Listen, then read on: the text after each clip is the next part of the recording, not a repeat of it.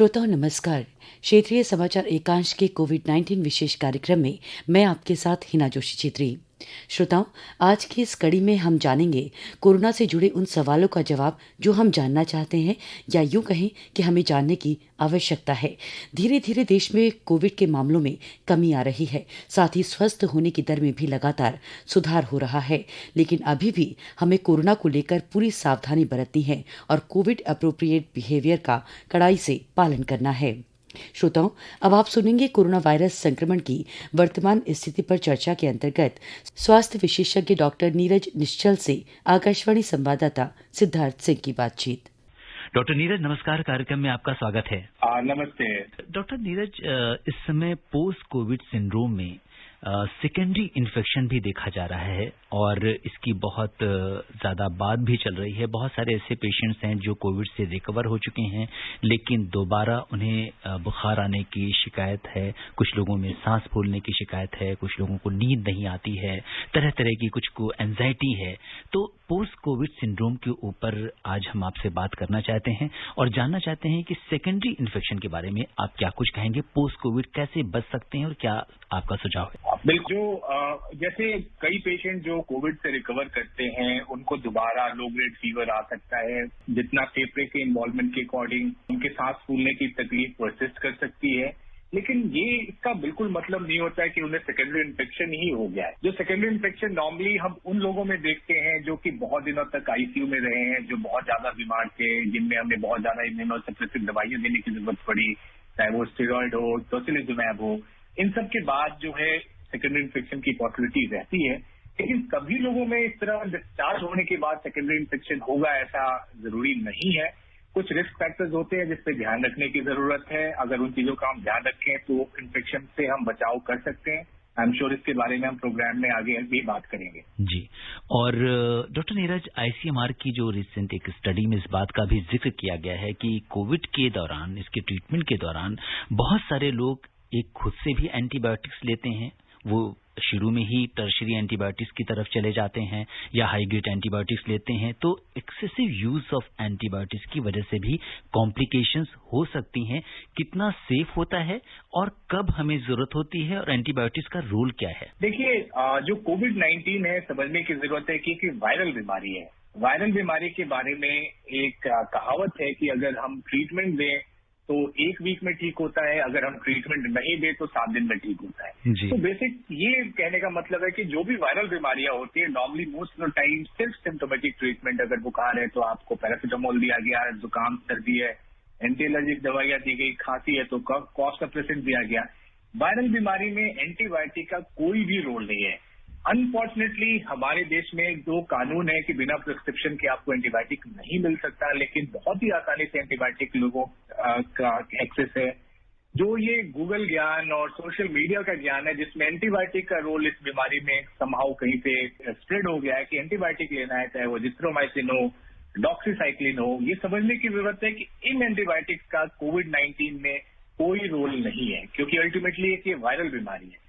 Antibiotic का role तभी आता है कि जब किसी कारण से इस बीमारी में हम इन्फेक्शन देख रहे हैं, कोई और इन्फेक्शन साथ में हो गया, बैक्टीरियल इन्फेक्शन हो गया, तो एंटीबायोटिक का रोल है।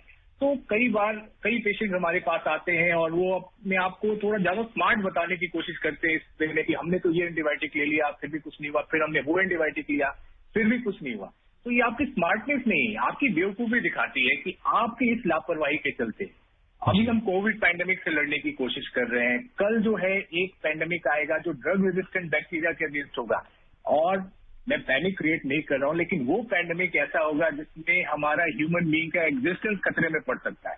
तो ये जो चीजें अगर हमने आज सावधानी नहीं बरती तो ये रेजिस्टेंट बैक्टीरिया जो है हमारे लिए कल बहुत ही बड़ा चैलेंज बनेंगे। इनके अगेंस्ट बहुत ही क्लियर है कि कोई भी एंटीबायोटिक काम नहीं करेगा और ये यूनिवर्सली फेटल होगा। इसलिए बहुत जरूरी है कि हम अभी से ध्यान दें कि जो एंटीबायोटिक का मिसयूज हर लेवल पे हो रहा है, कम्युनिटी लेवल पे, ये सब कुछ जो है रोकने की जरूरत है। हमें बहुत सावधान रहने की जरूरत है। जी।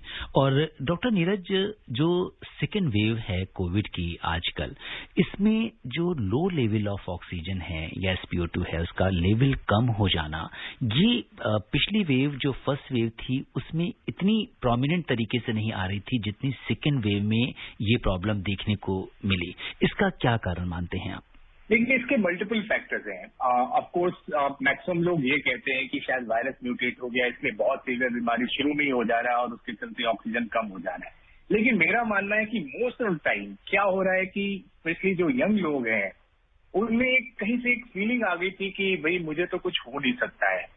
उन यंग फैमिलीज में कई बार ऐसा होता है कि घर का कोई एल्डरली बीमार है, तो सारा फोकस वो यंग पर्सन का अपने एल्डरली पेशेंट के ऊपर रहता है और खुद पे ध्यान नहीं रहते। एक बहुत सिंपल रूल है इस बीमारी में कि अगर इस बीमारी को अगर आप रिस्पेक्ट नहीं देंगे, रिस्पेक्ट का मतलब है कि आराम नहीं करेंगे, तब तक ये बीमारी आपको बहुत तंग कर सकता है।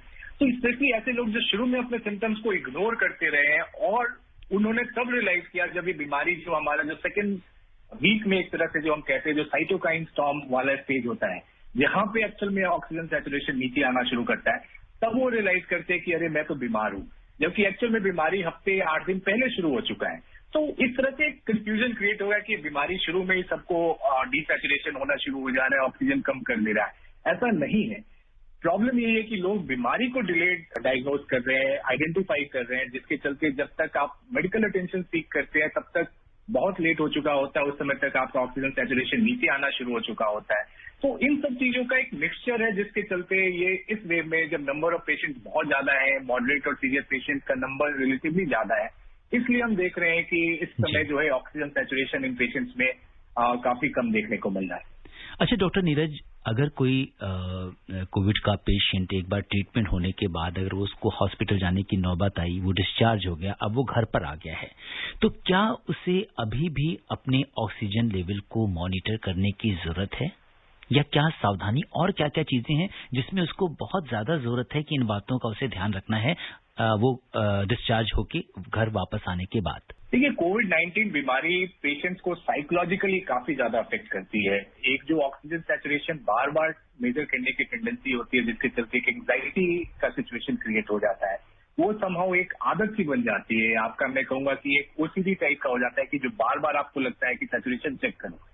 एक बार जब हॉस्पिटल से आप डिस्चार्ज हो रहे हैं, आपका सैचुरेशन ठीक है, तो बहुत ही अनलाइकली है कि घर जाके वापस से आपका सैचुरेशन कम होना शुरू होगा। ये बहुत ही रेयर सिचुएशन में होता है। तो जो ये टेंडेंसी जो बार बार घर वापस जाके भी हमेशा ऑक्सीजन सैचुरेशन नॉर्मल लोगों का चेक करना, मैं कहूंगा कि एक ओसीडी की तरह है, एक तरह का साइकोलॉजिकल इफेक्ट है इस कोविड-19 के चलते जो लोगों के मन में हो जा रहा है। तो नॉर्मली अगर कोई रिकवर होके जा रहा है तो उसे बार बार ऑक्सीजन चेक करने की जरूरत नहीं है।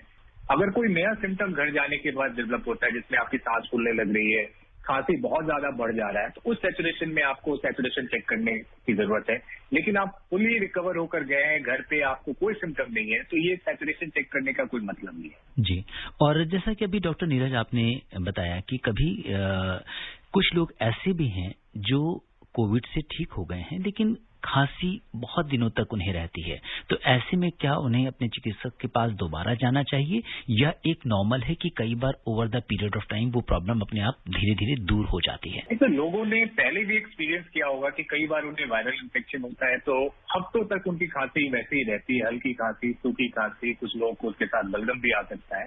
ऐसी खांसी रहती है क्योंकि एयरवे थोड़ा सा रिएक्टिव होता है और कोई भी रिएक्टिव एयरवे पूरी तरह से सेटल होने में टाइम लगता है, जो कि कॉफ की तरह मैनिफेस्ट कर सकता है। तो कई बार पेशेंट्स को कई दिनों तक खांसी रह सकती है, एज लॉन्ग एज की ये खांसी इतना ज्यादा ना हो कि आपकी सांस में तकलीफ आ रही है, आपका रूटीन काम करने में दिक्कत आ रही है।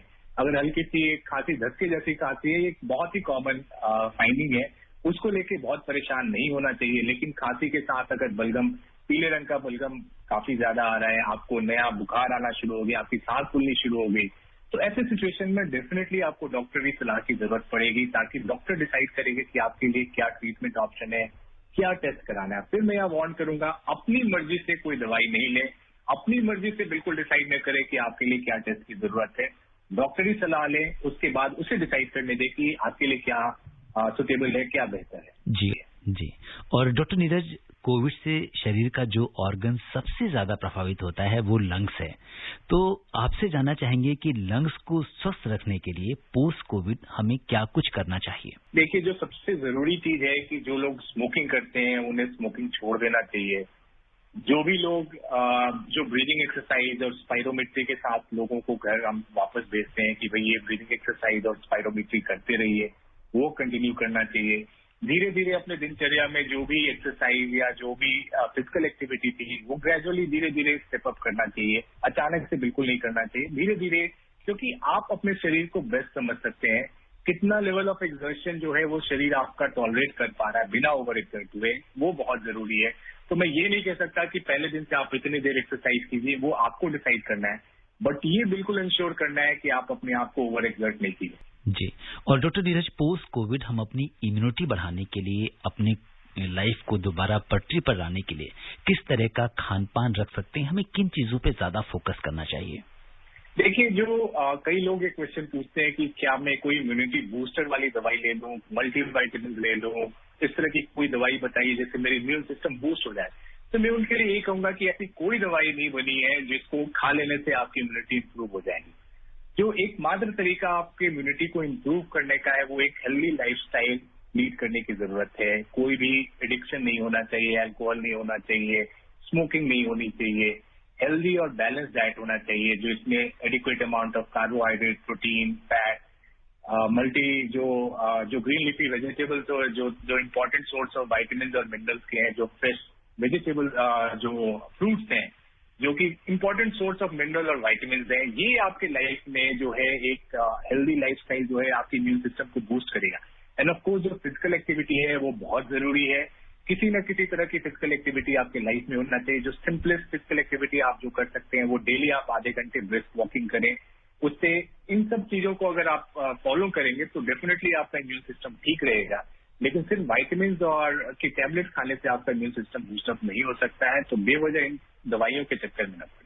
जी, और मुझे लगता है डॉक्टर नीरज की जो इम्यूनिटी एक ऐसा वर्ड है कि ये पिछले 1 साल में जब से कोविड आया है हर व्यक्ति इसकी ही बात करता है। और इवन अगर हम किसी प्रोडक्ट के प्रमोशन को भी देखें तो वो किसी भी कैटेगरी का हो, लेकिन उसमें कहीं ना कहीं वो घूम फिर के इम्यूनिटी आ ही जाती है। तो कहीं ना कहीं शायद हो सकता है कि लोगों को इससे ज्यादा जागरूक होने का मौका मिले। लेकिन आपका भी क्या यही मानना है कि हमें नेचुरल प्रोडक्ट्स की ओर ध्यान देना चाहिए, जो आम खान पान है उसकी ओर ध्यान देना चाहिए, ना कि टैबलेट्स की तरफ रुख करना चाहिए?